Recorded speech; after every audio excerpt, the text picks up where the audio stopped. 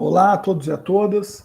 Retomando então o nosso curso de Fundamentos do Estado, eu desejo inicialmente àqueles e aquelas que não estão nos vendo de modo síncrono, e também a vocês que estão assistindo, é claro, de modo síncrono, um excelente 2021, força e fé para enfrentar essa situação difícil de pandemia que atravessamos, e também consciência social e consciência política para analisar criticamente os nossos atos nesse contexto de pandemia, como pessoas, como famílias, e também os atos dos nossos dirigentes políticos responsáveis pela condução desse processo e do nosso Estado, do nosso município e da vida em sociedade que levamos.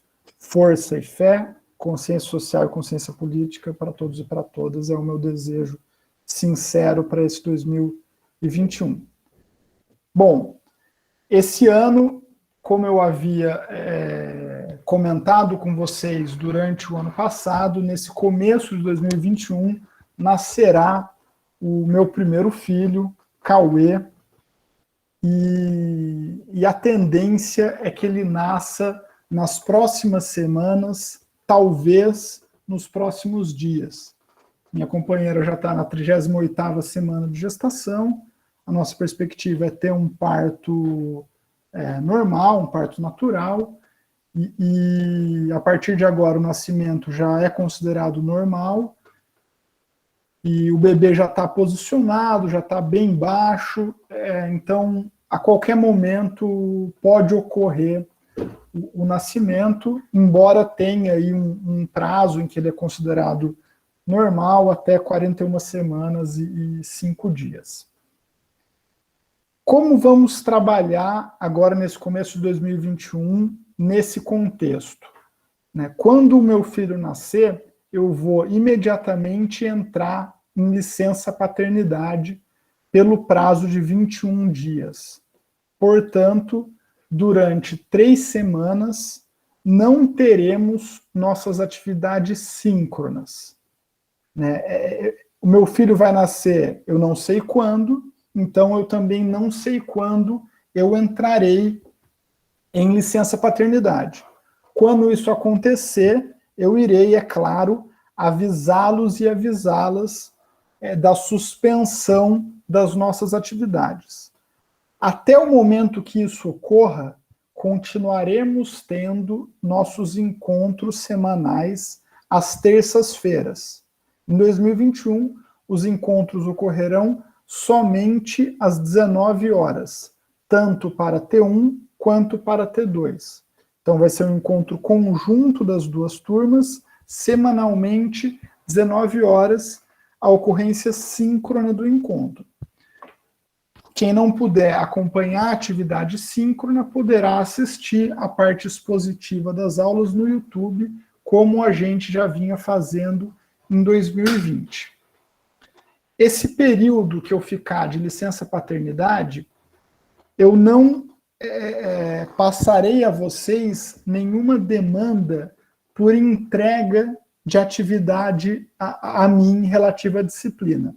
A minha solicitação para vocês nesse período é que leiam os textos da unidade 2 da disciplina. Em 2020, a gente encerrou a unidade 1 da disciplina, e agora em 2021, a gente vai trabalhar a unidade 2 da disciplina, tema sobre o qual falarei mais em alguns instantes.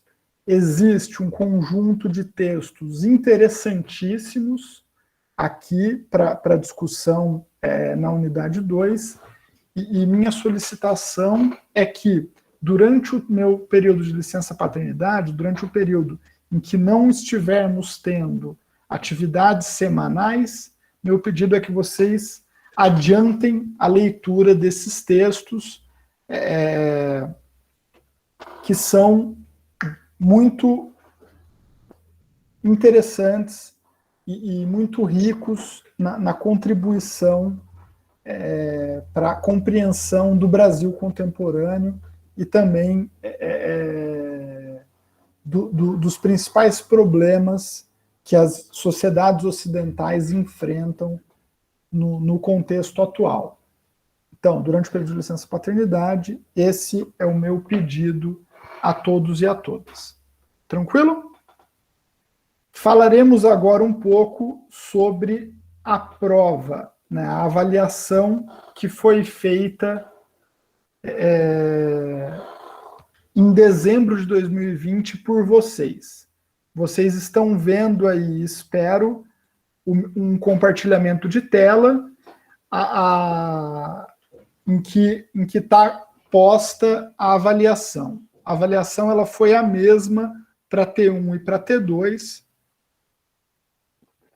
Havia na avaliação 5 questões. A primeira questão era uma questão de apontamento de verdadeiro ou falso. A segunda questão era uma questão que demandava que vocês justificassem as afirmações que foram consideradas falsas. A questão 3, novamente verdadeiro ou falso. A questão 4, novamente justificativa para as atribuições de falso. E, por fim, a questão 5, que era a que valia mais pontos, 4 pontos, foi solicitado que vocês fizessem uma dissertação sobre o tema Estado Brasileiro e Constituição Federal de 1988. No geral, as turmas, tanto T1 quanto T2, foram muito bem nas avaliações, parabéns a todos e a todas, ou ao menos a grande maioria, é um conjunto significativo de notas altas, 8, 9, 10, e respostas muito bem elaboradas, textos muito bem escritos. Repito, parabéns a vocês que obtiveram aí essas boas notas e que são a maioria da turma.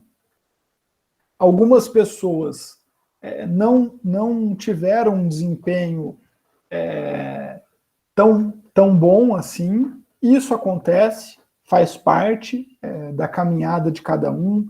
Cada pessoa sabe os dramas e as dificuldades que enfrenta, as condições nem sempre favoráveis em que acabou tendo que fazer essa avaliação, né? Às vezes, problemas de internet, problemas de conexão, problemas pessoais, problemas familiares. Então, tropeços acontecem em qualquer caminhada, a vida de ninguém é uma trilha maravilhosa rumo às glórias, e eu desejo a todos e a todas que não tiveram uma nota tão boa, que consigam aqui nessa segunda unidade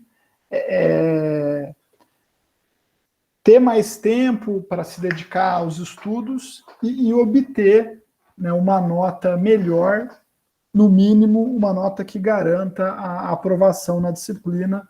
É meu sincero desejo, e com certeza você que está aqui na Unifal tem todo o potencial e toda a qualidade para fazer isso. E estou contigo nesse processo rumo à aprovação na disciplina.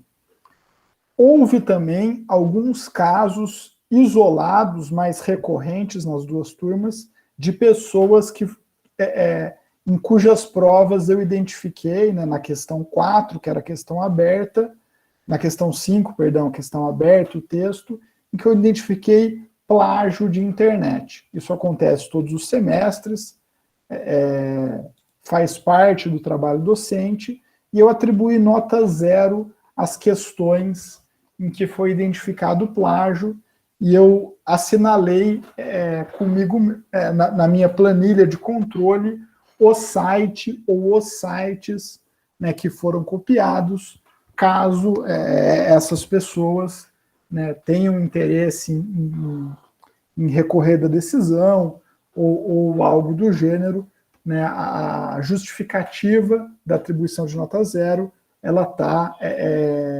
fundamentada aí nas minhas anotações. Eu vou repassar agora com vocês brevemente, questão por questão, né, de maneira muito telegráfica, muito rápida, explicando quais eram as respostas certas, e já adianto que todos vocês, né, ou qualquer pessoa que quiser ter acesso individualmente à prova e a justificativa da atribuição de nota, eu solicito, por gentileza, que me mande um e-mail que a gente que a gente marca um horário, a gente marca para a semana que vem, pode ser antes da aula, né, síncrona, depois da aula síncrona, ou um outro horário, caso você não tenha disponibilidade nessa data, nesse período, e eu explico para você a atribuição de nota, por que foi atribuído nota baixa ou nota alta para a sua questão, para suas respostas. Vai ser um prazer para mim ter poder dar esse feedback mais direto e além disso, cumprimento do meu dever como docente. Tanto vocês que tiveram notas não tão boas, quanto vocês que tiveram notas boas, podem ter essa liberdade de marcar comigo. Eu farei isso individualmente para não expor, obviamente, a pessoa em público, né? Mas fica aberto o convite, basta me mandar um e-mail, professor, gostaria de dar uma olhada na minha prova.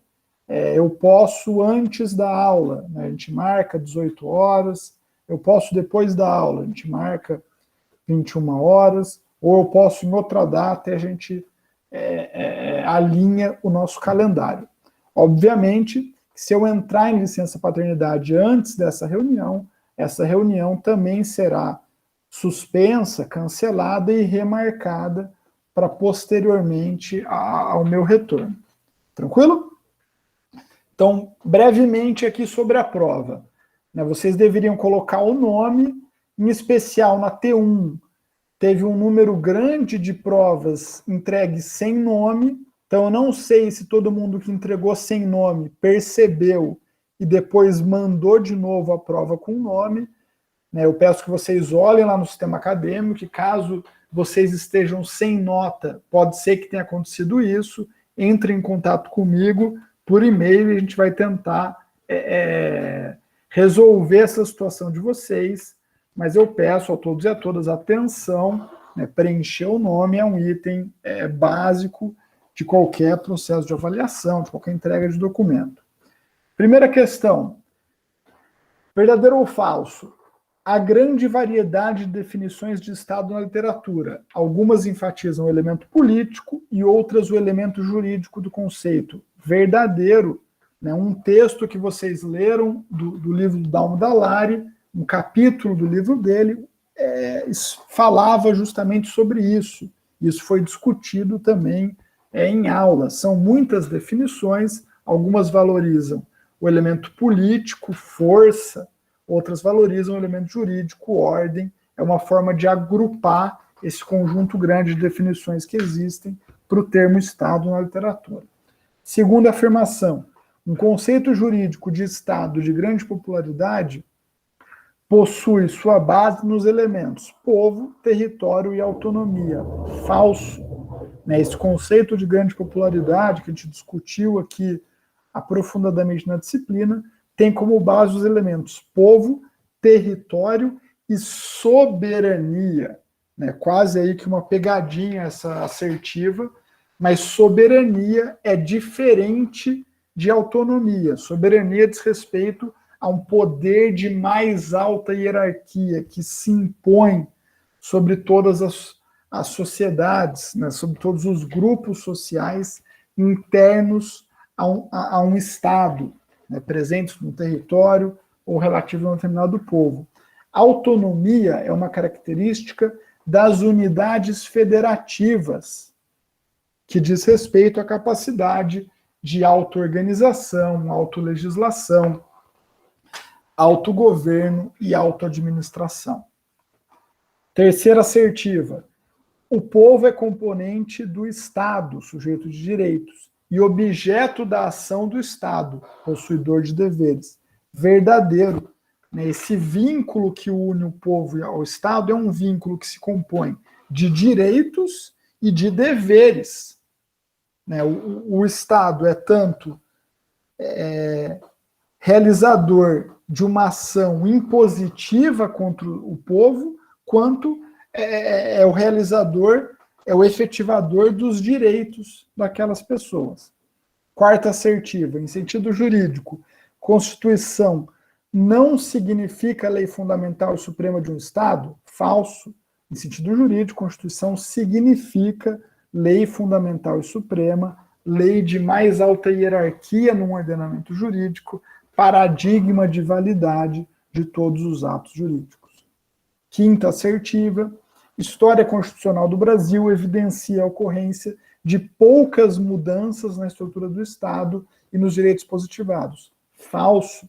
Vocês leram um texto sobre a história constitucional do Brasil, ou deveriam ter lido, e isso também foi discutido em aula. Houve muitas mudanças na história brasileira, na estrutura do Estado, na forma de governo, já fomos monarquia, já adotamos o sistema de governo parlamentarista, etc. Então, houve muitas mudanças na história brasileira. Segunda questão, as falsas deveriam ser justificadas. Quem erra a primeira, já também erra um pouco a segunda. Já perde pontos também na segunda. Terceira questão, de novo, verdadeiro ou falso. Primeira assertiva, o Brasil adota atualmente a forma de Estado confederado. Falso. O Brasil é uma federação. Na confederação, os estados mantêm a sua soberania e possuem direito de secessão, como a gente viu, por exemplo, no caso inglês, no Brexit, na saída da Inglaterra em relação ao Reino Unido. O Brasil é um estado federado, uma federação. Na federação, os entes federativos possuem autonomia, e a segunda assertiva é verdadeira, caracteriza corretamente a autonomia como implicando em autogoverno, auto-organização, autolegislação e autoadministração. Terceira assertiva, a Constituição Federal de 88 estabelece competências legislativas, administrativas e tributárias para os entes federativos. Verdadeiro, a Constituição, a gente discutiu isso em aula, distribui competências, ou seja, deveres, poderes, entre os entes federativos. E esses deveres, poderes distribuídos são capacidades de legislar, capacidades de administrar e capacidades de tributar. Quarta assertiva, a separação dos poderes visa ampliar o poder político. Falso. Fundamento da teoria da separação de poderes, isso está expresso numa formulação clássica do Montesquieu, do Barão de Montesquieu, que eu expus para vocês, que construir núcleos diversos de exercício de poder político tem por fim limitar a capacidade de ação de cada um desses órgãos, de modo que um ente impõe freios e contrapesos para a ação do outro ente. Por fim, quinta assertiva, são funções típicas do Poder Executivo, governar, administrar e julgar. Falso.